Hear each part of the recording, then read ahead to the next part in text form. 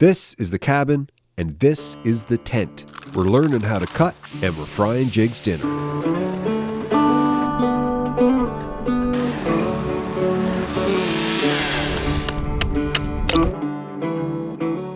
The first thing I want to do is check how thick the ice is. Everything is melting so fast, and I just want to get a good idea of how much time I might have left out on this lake as things really start to warm up. It's early April, and the ice could honestly, you could land a 747 on this right now. Holy, that ice is so thick. I'm not going to be able to go all the way through. I'm almost as deep as I can go with this auger.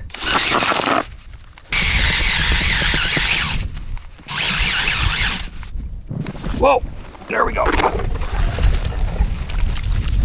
Wow.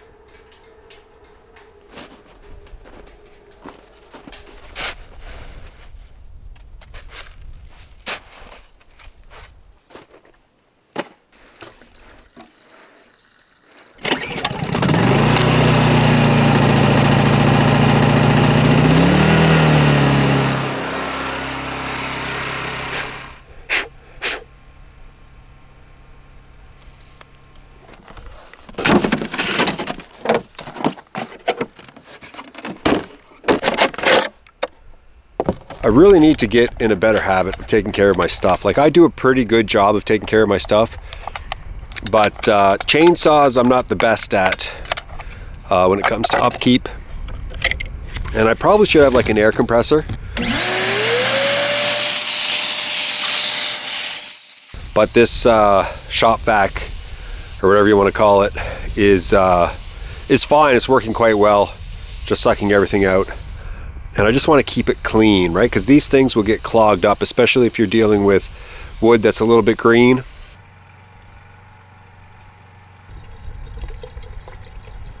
Okay, I'm actually going to give a tip this time. This is my tip of the week, and this is what I just learned. Pulling the chainsaw, the cord, straight up is a real problem when it comes to starting this thing. It's like it jams. It doesn't want to do it. See how it doesn't work? It doesn't want to pull? But if I pull on an angle like this and down,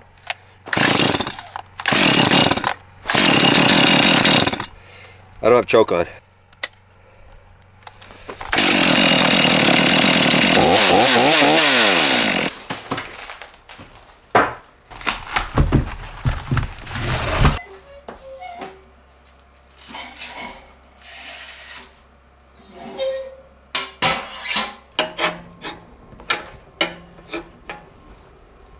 A lot of you guys suggested that I get a helmet for my chainsaw.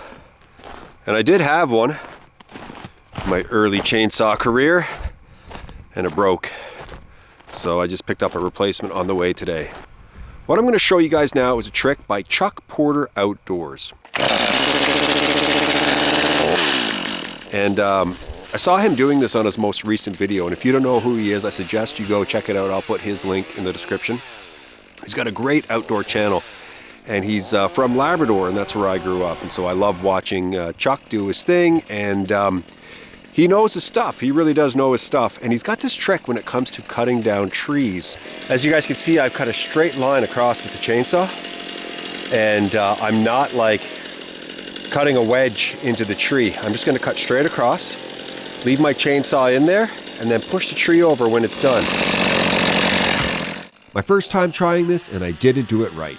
Maybe it's best if Chuck shows how to do it. Hello everyone, welcome to beautiful, sunny Labrador. One of Jay's old stomping grounds, actually. We live full-time, off-grid in this log cabin here, and we cut a lot of wood. Let me show you one of my favorite felling techniques for trees. So this is a nice looking tree. It's dead, it's dry, and it's about a foot or so in the butt. Nice bit of wood in that stick, so let's get her down. So my goal today is to get that tree to fall that way. I'll illustrate it the best I can by putting some arrows here. I want the tree to go this way. So I'm going to saw into this tree 90 degrees perpendicular to the way I want it to fall. So when I saw into the tree in a minute, it'll be just like that. So I'm going to start over here, and I'm going to go about 75 to 80% of the way over, or until I feel pressure on my saw blade. I'm also going to cut as low as I possibly can. I want to get as much wood out of this tree as possible. If your chainsaw was to fall down, it has nowhere to go, only just an inch or so. And it'll give you more leverage in a moment when you give it a little push.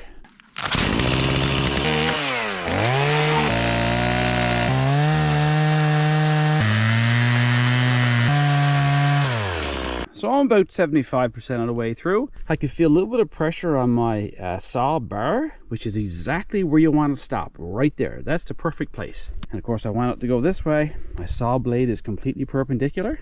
And here's the key behind this technique. This old bark here is doing nothing, but all of these bands here, these fibrous bands on the side of these trees, all trees are alike. It is like a rubber band. We have not compromised or penetrated that at all. So all that strength is still there. It's keeping that tree from ever wanting to go that way. But now with this deep cut here, it wants to go that way.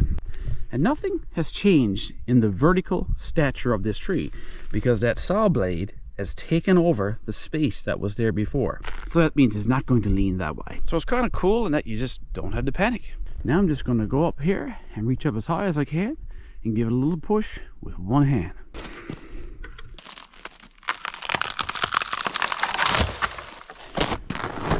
As you can see, that's the remnants of that arrow, and it actually fell right on the line.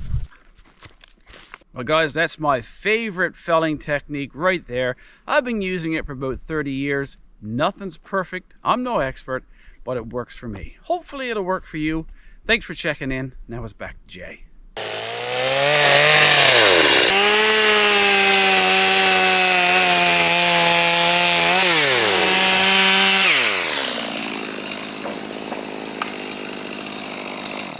Most times at the cabin, I really prepare a nice meal and I cook, but tonight I just wanted to use that oven and go really simple with a frozen lasagna. Yes.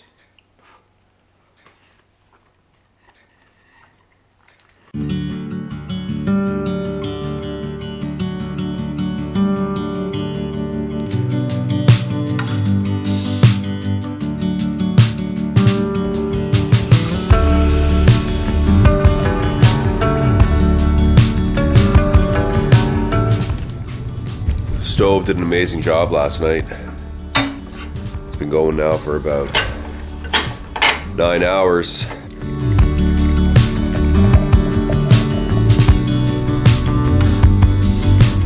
I can really feel that this cabin is becoming more and more like a cabin to me and a place of comfort, because now I'm just like wearing a pair of like gym pants, track pants, whatever you want to call them. I feel like that's what cabins are for, right? You go out and you get all comfortable. It's not a place for jeans.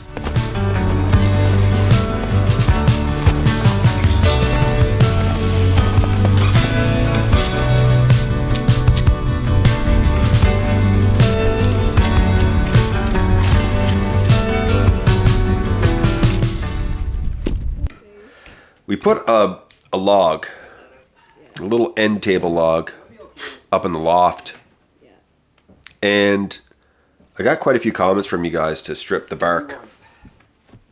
And I kind of knew it, and I said to Crystal, maybe we should strip the bark, and she's like, nah, it'll look beautiful. And I thought, you know what, it will look beautiful, and if there's a bug or two in there, it wouldn't be the end of the world. But I kind of got the impression from a lot of you that there might be a lot of bugs in there, and they would, hatch and then maybe wreak havoc within the cabin. So I'm replacing it with an old piece of wood.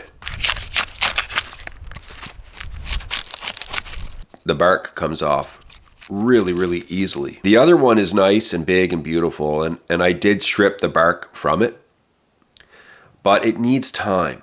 It needs time to dry. You can buy these for like $300. Believe it or not.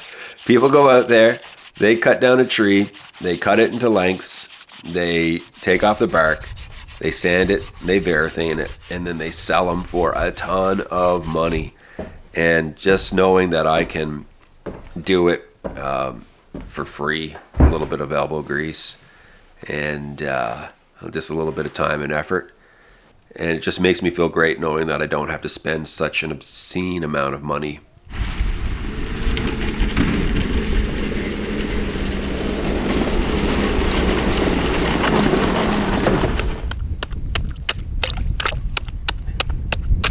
I've been striking out quite a bit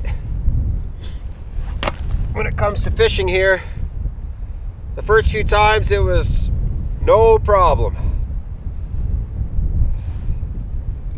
And I thought I was the best fisherman in all of northern Canada. But that is not the case.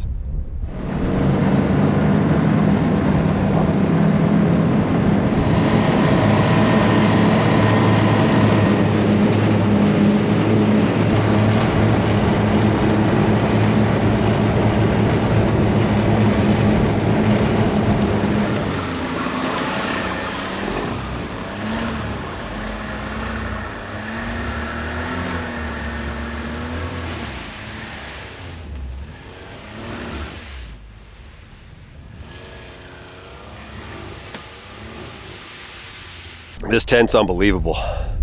Like, it's the king, but it's like tough as nails. I love the experience in these tents. And I set it up a few months ago out here, like just when winter was striking. I put this thing up and thought, yeah, I'm gonna see what it can do throughout the winter.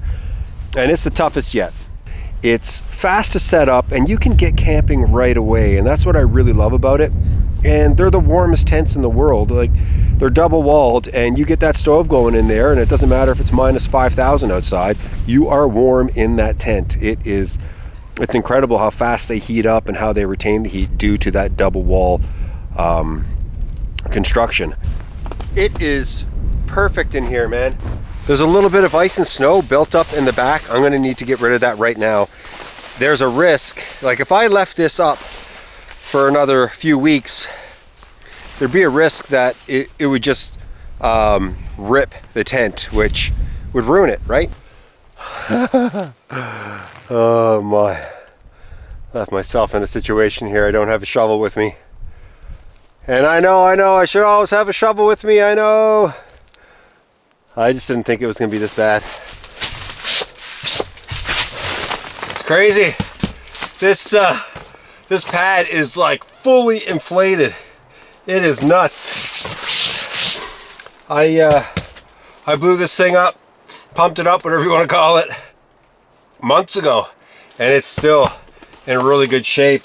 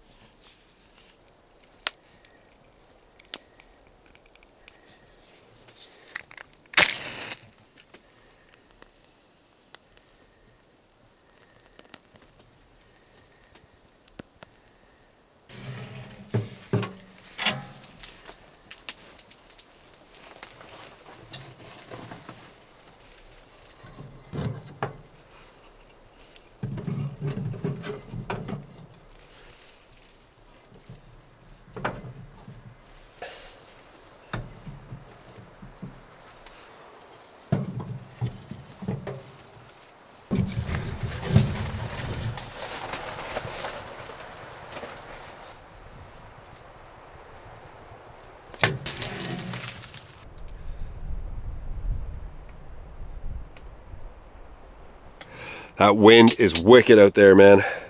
So I'm gonna close everything down in terms of the doors and the windows, warm up, make supper.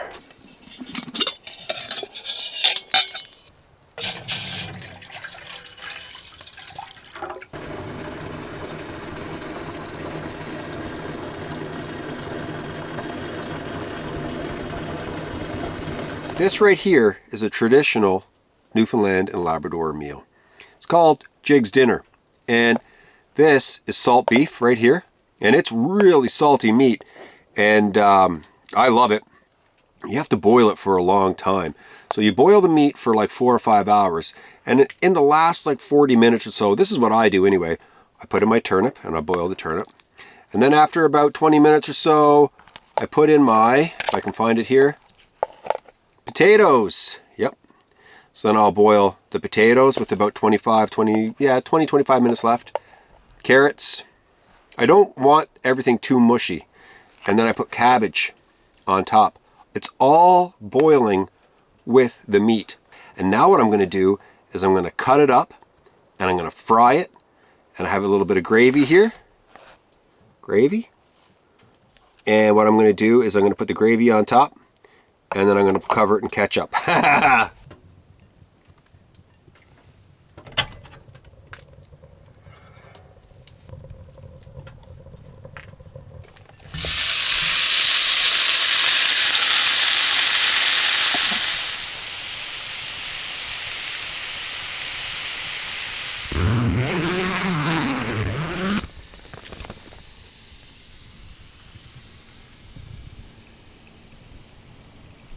This is like deluxe version of corned beef hash. It's like corned beef hash on steroids. I'm looking for it to get really crispy. And essentially what I'll do now is I'll leave it on this side. It'll get super crispy. Then I'll flip it, and then it'll get super crispy on the other side. I put that on my plate. It's going to be heaven.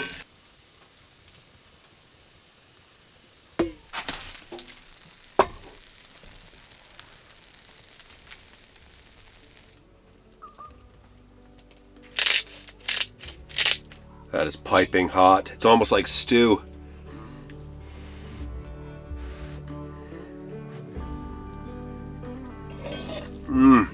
I love coming to this little tent. I really do. It's a special little place to me. Not like almost all of them are, really. It's third. It's third. But it's still great. And for all of you that stuck around to this point, thank you so much. And if you're not a subscriber, I would love for you to subscribe. Just so many people who watch my channel aren't subscribed. So every once in a while, I ask people, especially people who hung out to the end, like if you made it to this point and you want to subscribe, it would really boost me and the channel. And yeah, I love growing the channel, so I really appreciate it. Anyway, I'm going to enjoy this meal. I'm going to sit back, relax, drink this tea, and then I'm going to tear this whole thing down and go home. Thanks so much for watching, everybody. I'll be back really soon.